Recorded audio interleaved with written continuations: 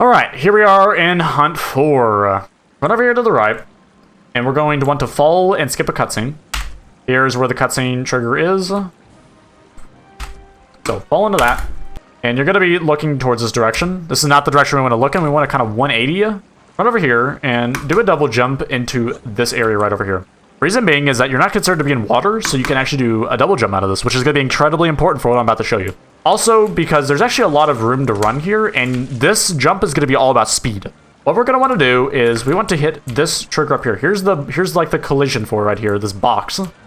As you can see, it's easier to hit it the farther right you are, the farther left you are, the harder it is to hit. So, here's what the jump looks like in action. And here is a few more examples. You can do a scroll jump there, by the way. That's probably the way I would prefer to do it, but a double jump is probably way more intuitive to do. Yeah, basically run over here, run to the wall, and you should get that basically every time if you know what you're doing. If you're getting jumps like this, where you're not getting the height required to hit it, this means you're not having enough speed. Which, again, I would advise you be somewhere over here, and then jump something like that. Basically, the angle I advise is to go kind of something like... Here, let me do ghost mode and kind of mark it. Something like this. There you guys go. There's like the line, right? However, most people... By the way, I hit shift, by the way, to fly around. You can also fly through walls. Cool stuff, right? That's the line I typically like to do. However... The more popular line to take is something like this, where you really just run across the wall. You can do whichever you prefer. The main thing is that you need to make sure you're actually getting this jump. Getting this jump is very important, because if you don't get it, then you gotta worry about... You gotta set up the jump again, and then you gotta go for it again, and it just wastes time. Fortunately, this jump can be afforded to be missed a few times, and you're probably not gonna lose much time. Anyways, do that, skip the cutscene. And here you are, Shrek. When you take control of Shrek, you want to do a 180, and then try to do a double jump to hit this golden leaf right here. Now, granted, doing the double jump there, I haven't done this in forever, by the way, but doing this double jump is not the easiest thing ever because, well, it's very easy to underjump it, and it's also very easy to do that instead. Like that. That is what happened to me a long time ago, where I would constantly do that. So you kind of want to go a little bit earlier, but you can't go too early because then you don't hit that. So basically, it's up to however you want to do that. If you can't, I would recommend going for this even if you fail it, because it does save a decent amount of time if you do it. Come over here, do a jump attack into this. Something roughly like that.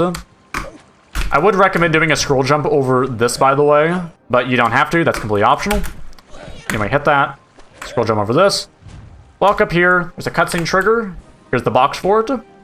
This is a little bit annoying to hit because, again, the incline of terrain that we're on makes it very easy to do something like that. So just be a little bit careful. Yeah, do something like that. If you can't get that to work, then do a double jump instead. From here, walk over here. And here's the part where we need to stick to the left. The reason we want to stick to the left is because if we don't, we're going to have to do an additional land. And as I've explained previously, every time you do a land, you waste time. Yeah, follow this line. Never punch this tree, punch the snapdragon, and run over here. If you are having trouble hitting that snapdragon, aka you're getting burned or something else, then just simply do a double jump as such. You'll lose 0.3 seconds, but if you're going to lose time there by taking damage to the snapdragon, then it's not worth it. Yeah, something like that is what I would recommend. The timing there is a little bit weird. Like, you could pretty easily accidentally hit the base of the snapdragon, and you can also pretty easily hit the fire if you're not too careful. Yeah, I'm gonna show it one more time. Also, you can punch that tree if you want, as long as he's waking up. If he is already awake and you punch him, then he'll throw something at you, which can either be a squirrel or an acorn, and if it's an acorn, that'll cause you to take knockback / damage, which means you lose time. Only punch him if you know what you're doing, basically. I do it for fun, but yeah. Anyway, on to the next thing. Stick to the right here. Be a little bit careful where you walk here, because you could pretty easily bonk this tree here, and then you'll land, potentially, at additional time, and that just, again, wastes time. We want to fall into this cutscene right here. And once we do that, we want to walk over here, do a double jump here, walk into this corner right here. As you can see, there's a barrier on my right. You can see that by hitting right bracket, by the way, if you just want to show barriers. Then do a triple jump right there. Wow, even Donkey's excited. Look at that. Walk over here. Here's where the barrier is, by the way. And then walk off. And now we want to hit this cutscene right here. You can see that the area for it's a little bit odd. But again, jump into it, fall into it, and then you're going to be here. On a normal run where you're not wasting any time like I have been whenever I've been talking, then you're going to have a green/yellow mushroom right here. And due to that, you could do an easy double jump over that. Be a little bit careful whenever you double jump over that. Detect this like little cylinder above the mushrooms. If you are to touch that while it's red, exactly half a second after you touch that, it will launch you up in the air regardless of what you do. This is kind of what I mean. You can have an instance like this. Did that look like I touched the red mushroom? No, it didn't. But the problem is that I touched the cylinder, which is right there. And as you can see, it's actually pretty easy to hit. You kind of need to jump a little bit earlier than you would expect. And then you'll be fine. Well, these peasants are completely fine with me just sitting here. That is insane, dude. They even cheer me on, dude. Even Donkey's excited, dude. They're all hyped, dude. Anyway, I don't know what I'm talking about. Walk over here, and we're going to do something called PIB skip, where we're going to skip the boss fight at the end. We do this by doing a triple jump here. There's a few places you can land when you do this. You're either going to land here, which is the bottom triangle, or you're going to land here, which is the top triangle. I don't know why I call this a triangle. It's actually a square. This one in particular is a square, but this down here is a triangle in which you walk on. So, anyway, if you land on the bottom, do a double jump up here. Either that or figure out the triple jump a little bit better, as in practice it a lot. I've practiced it a lot, so I always land on the top part of this, not the lower part. Most likely, you're going to land on the lower part. Anyway, as you can see, whenever I look over to the left, you might notice something weird's happening in the game right now. What I'm hitting is an anti-portal. You see this orange volume that is below me? Whenever my camera goes into it, the game appears to freeze, and we don't want to hit that. As you can see, this is anti-portal. That's what this volume is called, by the way. It basically unrenders the game, but if your camera is inside of that, then it renders nothing. So basically, you want to keep your camera either the direction I'm looking at or a little bit to the left. You don't want to have it a little bit to the right, because otherwise you're not going to be able to see what you're doing hardly. So, and I'm going to keep that volume there, by the way, so you guys can see what I'm talking about. So, next thing you want to do, either you could do a triple jump. Not the easiest triple jump, but it's definitely viable to learn.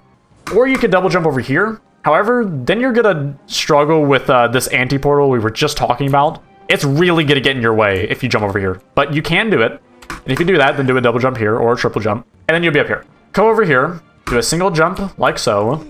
Or if you want to be super safe, do a double jump and land on this little square right here. And then I personally recommend a triple jump here. However, a double jump will work just fine. The reason I say a double jump is fine is because you can, in theory, you can have an instance of something like this happening. So if you're worried about that even a little bit, just do a triple jump. It's really not that hard. It doesn't even need to be a good triple jump. Just go for one. Then come up here. You're going to notice that we're going to get stuck on like this ledge here. And it's an annoying ledge to get over. You can double jump up this sometimes. Otherwise, as you saw there, I got a pixel land. By the way, a pixel land is where you land on the very edge of something, like that, and it causes you to fall back down, even though you landed on it. We call it a pixel land. You can try to do a triple jump, however that might happen. It's going to be up to practice, basically. You're kind of going to have to figure out where this area is in which you can't walk, and then strategically time it to where you can jump over it. This will require some practice if you want to get this somewhat consistently, because it's not exactly the most intuitive thing. Once we get over here, we need to land on this tree. Here's the collision of the tree. It's just somewhere roughly here, and it's not that hard to land on. Just do a quick double jump and land here. And then jump towards Puss in Boots. Now, why do we want to jump towards him? Here's the triggers, and we want to hit either this one right here or this tiny one right here. Either of these will end the level. This one will end the level instantly, but you're more than likely going to hit this one right here. And if you do that, then you're going to want to skip the cutscene, because it's a cutscene trigger. So anyway, look at PIB. Spam space, just keep on spamming space. Be a little bit careful, because if you spam space too fast in this particular level, then you'll actually get a super slow intro cutscene skip, and that's very annoying.